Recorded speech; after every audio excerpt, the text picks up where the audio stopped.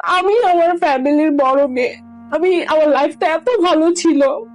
আসলে কি জানেন, আমি একটা আনলাকি একটা মেয়ে, নাহলে আমার লাইফে কেন এরকম হবে।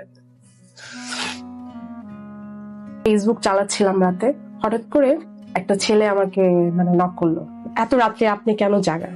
তো আমি একটু রিপ্লাই দিইনি, সকালে লিখছে কেমন আছেন এই সেই কত কিছু। তার সাথে আমার কথা হইলো, মানে তার প্রোফাইল পিকচার ছিল।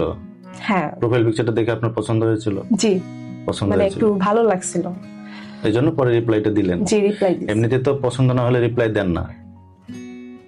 তারপর হচ্ছে রিপ্লাই দিলাম, কথা বললাম তার সাথে। একদিন আমাকে বললো যে তোমার আমার পছন্দ হয়, তোমাকে আমার ভালো লাগে। তো হঠাৎ করে একদিন বললো আমি ঢাকায় আসবো, আপনাকে দেখতে আসবো। তো রাত্রে গাড়িতে উঠছে, 10টার দিকে আসছে, দেখলাম, দেখার পর আমার পছন্দ হয়েছে। মানে সামনাসামনি ভালো লাগলো? জি, পছন্দ হয়েছে, সে আমাকে পছন্দ করছে। তো একটা টাইমে আমাদের মধ্যে একটা সম্পর্ক খুব ভালো চলে আসছে, যেটাকে বলতে পারেন যে তাকে আমি প্রচন্ড ভালোবাসি। তার সাথে আমার মানে সম্পর্কটা খুব ভালো যাচ্ছে। আমি তাকে বললাম যে দেখো, মানে আমাদের সম্পর্কটা মানে আমরা গোপনে রাখি। আমি তো ফ্যামিলির বড় মেয়ে, আমার ভাই বোন আছে, আমার ফ্যামিলি আছে, তাদেরকে দেখতে হয়। এখন আমি সম্পর্কের মধ্যে বিয়েতে যাব না। তো বললো ঠিক আছে, আমি আপনার ফ্যামিলির দায়িত্ব অনেকটা আপনার উপরই নির্ভর আমার করে। উপরে। জি, তা হচ্ছে কি যে বললো যদি বিয়ে না করো আমি মোটা যাব, হাত কাটে, এই কাটে সেই কাটে, মানে যেটা আমি পছন্দ করতাম না। আমি বললাম কি যে দেখো আমার তো ফ্যামিলি দেখতে হবে, আমার একটা সময় হোক, আমি তোমাকে বিয়ে করব। তো বললো যে না, আমি তোমাকে বিয়ে করব। তো আমি বললাম যে ঠিক আছে, তাহলে বিয়ে করলে আসো, তো তাহলে কিন্তু এটা জানাজানি করা যাবে না। তো বললো যে ঠিক আছে। 6 মাস পর আসছে, ফ্যামিলিকে বলে আসছে যে আমি চাকরি করব ঢাকা। আমরা বিয়ে করলাম, আমাদের বিয়ের কাবিন হচ্ছে 3 লাখ। বিয়ে করার পর আমরা তো ওইভাবে রুম নিয়ে থাকি নাই, যেটাকে বলে হোটেলে, যেটা ওটাতে ওইখানে ছিলাম। তো ঠিক 2 দিন পর থেকে ও আমাকে বলতেছে যে তুমি কারোর সাথে কথা বলতে পারবা না। তো আমি বললাম যে এগুলা কি বলে, অফিসে গেলে কারোর সাথে কথা বলতে পারবা না। তো আমি যেখানে চাকরি করি সেখানে হচ্ছে সবার সাথে আমার কথা বলতে হবে, নাহলে কি আমার চাকরি থাকবে। সে কি মানে তখন ঢাকায় থাকতো? যে আমার জন্য ঢাকাতে আসছে, ঢাকায় থাকতো, কিছু করতো না? না, তো আমি ওরে যতটুকু পারছি হেল্প করছি, টাকা দিয়েও হেল্প করছেন? জি। তো আমি বললাম কি যে বিয়ে করছো তো আমাকে তোমার বাড়িতে নিয়ে যাও, তোমার ফ্যামিলিকে জানাও। তো বললো কি না, আমার এখন সময় হলে আমি বলবো। তা আমি বললাম, আমি নিজে বললাম যে আমি সময় হলে বলবো, আমার সময় হয়ে গেছে, তুমি বলো। এখন বলো এখন আমি বলবো না, আমার আমার একটা চাকরি করতে হবে।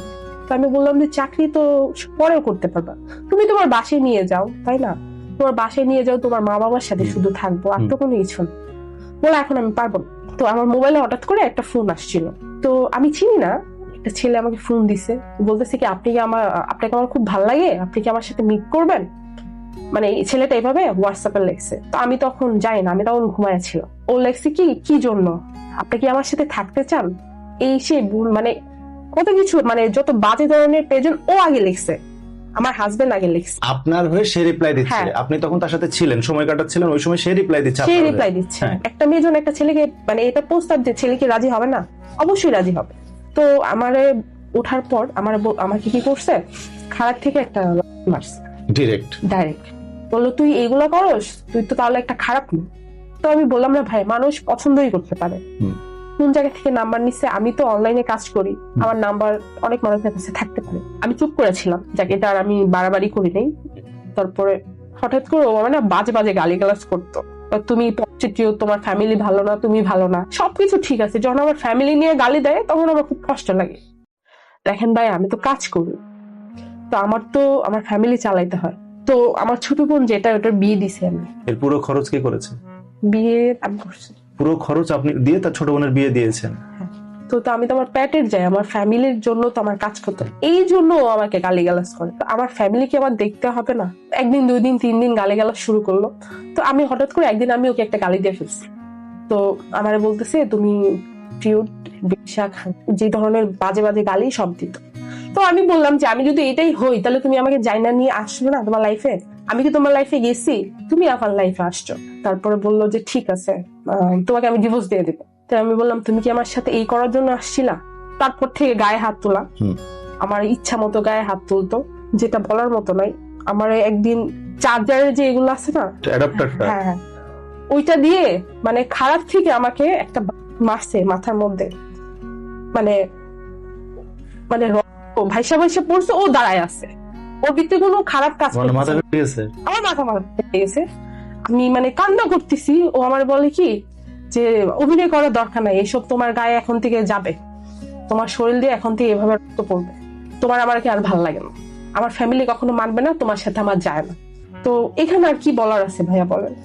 আমি তো শেষ, আমার নিজের শরীরটা, আমি কখনো কারোর সাথে কিচ্ছু করিনি, ওর সাথে আমি ফার্স্ট করছি, আমি শেষ না? তা আমার নিজের শরীরটা আমি যখন ওকে দিছি, আমি তো সারা জীবনের জন্য থাকার জন্য ওকে দিছি, তাই না? ও যখন আমার যে ভিডিওগুলো করতো, এগুলো দেখার পর থেকে আমি মানে বলবেন না ভাই, আমি কি পরিমাণ যে মানে নিজেকে নিজে ঘৃণা করি বলার মতো নাই। তো মানে যখন এগুলো ইন্টিমেট হতো তখন সে তো সব জি, তো আপনি আমার নিষেধ করেন নাই? আসলে আমি তো বললাম না, আমি আমি একটা এমন একটা মেয়ে, আমি মানে কোনো কিছু প্যাচ গুছ নাই আমার ভিতরে, যে সে বিয়ে করতেছে সে তো ছাড়বে না কখনো, মানে যেটা বলতে পারেন আমি এক ধরনের এমন যে বিশ্বাস করি মানুষকে বলার মতো নেই। সম্পর্কটা আস্তে আস্তে নষ্ট হয়ে যায়। ও আমারে ভালোবাসে কোনোদিন, বিয়ের পর থেকে কোনোদিন কোনো কিছু দেয় নাই আমাকে, আমার বার্থডে গেছে যাই হোক গেছে, ও কোনোদিন আমাকে ভালোবাসা আছে না যে একটা গিফট বা কিছু, কোনো কিছু দেয় নাই, একটা ফুলও দেয় না। তো আমি এটার জন্য আশাও করি না। আপনি দিতেন? আমি দিতাম, আমি আশাও করি না যে এগুলো দিলে কি ভালোবাসা হয়ে যায়। ভালোবাসা তো আসে মন থেকে। একটা মানুষ আছে না যে আপনার সাথে সময় কাটাতেন সব সময় সেই হোটেলে? হোটেল, সে টাকাটাও আমি দিছি, ও আমাকে কিচ্ছু দেয় নাই। মানুষ মানে ভালোবাসা হাজবেন্ড মানে ফাঁকা পকেটে শাসন, শুধু শাসন? শুধু শাসন। ওর ফ্যামিলির জন্য ও সবকিছু করছে, খালি বলে আমার ফ্যামিলির মান সম্মান যাবে, তুমি এখন কিছু বললো না, এখন কিছু বললো না। আমি বলছি আমি এখন তোমার বাড়িতে যাব, তোমার ফ্যামিলির কাছে যাব, তোমার সাথে থাকবো। তো বলতেছে এখন আমি পারবো না। আমি হাওয়া করে মানে কান্নাকাটি করি, যার জন্য আমি এত কিছু করলাম, যার জন্য আমি আমার ফ্যামিলির সাথে। আস্তে আস্তে আপনি বুঝতে পারতেছেন যে এই সম্পর্ক শেষ হতে চলেছে। জি। হাত কাটা শুরু করলেন কেন? এটা কেন? ও আমার বলে কি যে তুমি বাঁচতে চাও? আমি কি বাঁচতে চাই মানে? তাহলে তুমি হাত কাটো, আমার জন্য হাত কাটো, দেখাও তুমি আমার কতটুকু ভালোবাসো, এই সেই কত কিছু। আমি হাত কাটলাম ওর জন্য। আর ওটাও সে ভিডিও তো ভিডিও করতো। আমার সবকিছু ওর মোবাইল আছে, যা আছে সবকিছু, আমার হাতটা, আমার ভিডিও, আমার যা আছে, আমার 2-3 বছর আগের ভিডিও সব ওর কাছে আছে। আমি অনেক হার্ট, আমি অনেক শক্ত। মায়ের খাওয়ার পর আমি কাঁদি নাই, ওর শরীরে দাগ থাকতো কিন্তু আমি কাঁদি নাই। আমাকে মারার পর ও, আমি যখন কাঁদি তখন আমাকে বলে কয় তোমার চোখ দিয়ে পানি কই, মানে কাঁদলে আমার যদি চোখে পানি না দেখতো তাহলে আমি নাকি ওর জন্য কাঁদতাম না। তো এক কথা হচ্ছে আমাকে আর ভালোবাসে না, আমাকে আর চায় না। তো আমি আমি ওরে ছাড়া থাকতে পারি না। আমি ওরে অনেক ভালোবাসি এবং এখনো ভালোবাসি। এমনও গেছে ও আমার গলার মধ্যে পাড়া দিয়ে রাখছে, এই জায়গায় পাড়া দিয়া দাঁড়ায় থাকতো, বেল্ট খুললেও আমার মারছে, মানে মারছে তো মারছে, আমার শরীরে পুরো দাগ, ওর ভিতরে একটু কষ্ট লাগে না। আমি বলছি তুমি আমাকে ডিভোর্স দিয়ে দাও, তোমার যদি এত কষ্ট লাগে বা আমার যদি ভালোই না লাগে তুমি আমাকে ডিভোর্স দিয়ে দাও। তো বললো কি যে ঠিক আছে আমার সময় এলে আমি ডিভোর্স দিয়ে দিব, তোরে ইউজ করছে আমি এতদিন, ও নাকি আমাকে ইউজ করছে। হাজবেন্ড বউ মানে হাজবেন্ড ওয়াইফ কি একটা স্ত্রীকে ইউজ করতে পারে? তো বিয়েটা কি ইউজ করার জিনিস?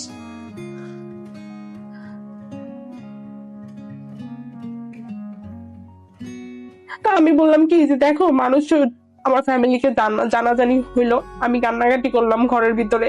আমি আমার সবচেয়ে বেশি আমার বাপকে ভালোবাসি। আমার বাপ এটা দেখার পর মানে আর সে খাওয়া দাওয়া ছেড়ে দিছে। তো আমি একবার না দুইবার সেট করতে গেছি, শুধু মানে আমি বাঁচতে পারবো না, যে অবস্থা আমার লাইফে গিয়েছে আমি আর বাঁচতে পারবো।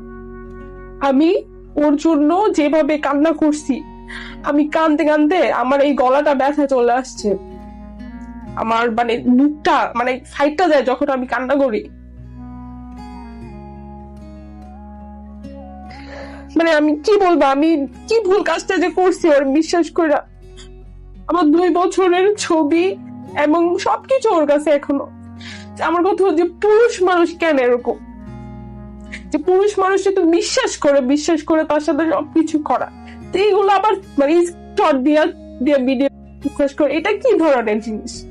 তারপর হচ্ছে ভাইয়া আমাদের ডিভোর্স হয়ে গেছে, আমি নিজে চাই ডিভোর্স দিয়ে দিছি। 4 মাস আগে ডিভোর্স দিয়ে দিছি, গত 4 মাস আগে সহ্য করতে না পেরে আমি ডিভোর্স দিয়ে দিছি। ডিভোর্সের পর আমি 5-6 দিন মানে আমি বিশেষ করে আমি পুরো খাইছি।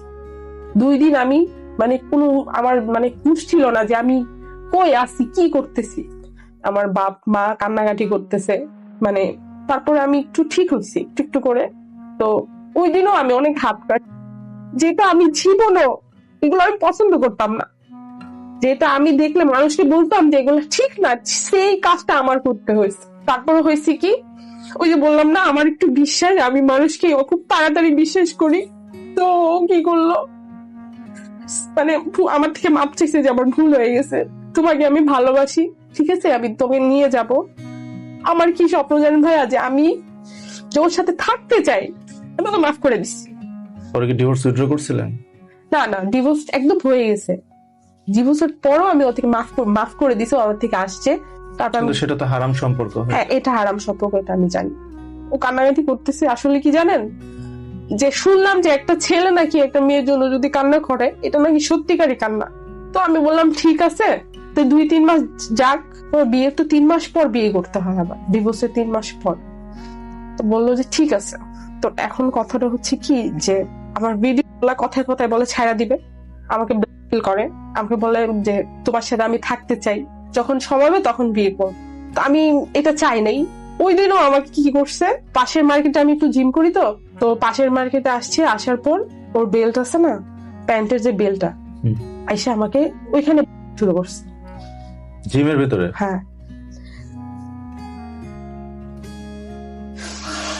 মানে নিজের কাছে এত ঘৃণা লাগছে যে আমি কার সাথে সম্পর্ক করছি, কাকে বিয়ে করছি। আমি চাই যে কোনো মানুষ যে মানে ছেলে মানুষকে বিশ্বাস জানে এইভাবে না করে, যেভাবে আমি ওকে বিশ্বাস করছি। আমি যখন চাকরি করতাম, নিজে টাকা খরচ না করে ওকে দিতাম। ও আমার থেকে কখন টাকা চাইতে কিভাবে জানেন, তুমি আমার 10,000 টাকা দাও, আমি 10,000 টাকা কেমন আনবো, আপনি শুয়ে এনে দিব, আমি কি শুয়ে টাকা এনে দিব, তাহলে আমার শুইতে হবে, আমি কি শুয়ে এনে দিব, তুমি শো, তাইলে আমার বলে। আমি আমার ফ্যামিলির বড় মেয়ে, আমার লাইফটা এত ভালো ছিল। আমার বাবা যখন আমার জন্য বিয়ে ঠিক করছিল ইটালিতে, আমি শুধু ওর জন্য না করছি। আসলে কি জানেন, আমি একটা আনলাকি একটা মেয়ে, নাহলে আমার লাইফে কেন এরকম হবে। আমার কথা হচ্ছে আমি ওকে আর চাই না, আমি ওকে আর চাই না, আমি আমার মতো করে থাকবো। আমার ফ্যামিলি যখন সময় হবে, একটা কথা কি জানেন ভাইয়া, যারা ডিভোর্স হয়ে যায় না, যখন শুনে একটা মেয়ের যে বিয়ে হয়েছে, মানে মানুষটা যতই ছেলে ভালো, তখন ওই ছেলে মানে ছেলেটা বলবে যে মেয়েটা আসলে খারাপ, ওরা বলবে যে ডিভোর্সের মেয়েটাই খারাপ। ডিভোর্সের মেয়েটার সাথে কি কি হয় যাবে এটা জানতে চায় না। আমি চাই নাই যে আমি ডিভোর্সই হই, আমি কখনো চাই নাই যে আমার জীবনে এই দাগটা লাগুক। আমি অনেক হাসি খুশি একটা বিয়ে ছিলাম। এখান থেকে বের হয়ে আপনি একটা জিডি করবেন তার নামে, যে আমার প্রাক্তন স্বামী যাকে আমি ডিভোর্স দিয়েছি, সে আমাকে ডিস্টার্ব করতেছে এবং সে স্বামী থাকা অবস্থায় আমার ছবি সংগ্রহ করে এখন সে আমাকে হুমকি দিচ্ছে। আপনি আজকে একটা জিডি করবেন, আপনি এই কথা আমাদের সবাইকে দিয়ে যান যে আপনি আজকে একটা জিডি করবেন। এরপর তার চিন্তা আপনি মাথা থেকে বাদ দিবেন। ইভেন আপনি যে কাজগুলো করছেন তার জন্য, এই কান্নাকাটি থেকে শুরু করে সবকিছু, সেগুলো থেকে আপনি নিজেকে বিরত রাখার চেষ্টা করবেন। এটা কি কথা দিতে পারবেন আপনি আমাদেরকে?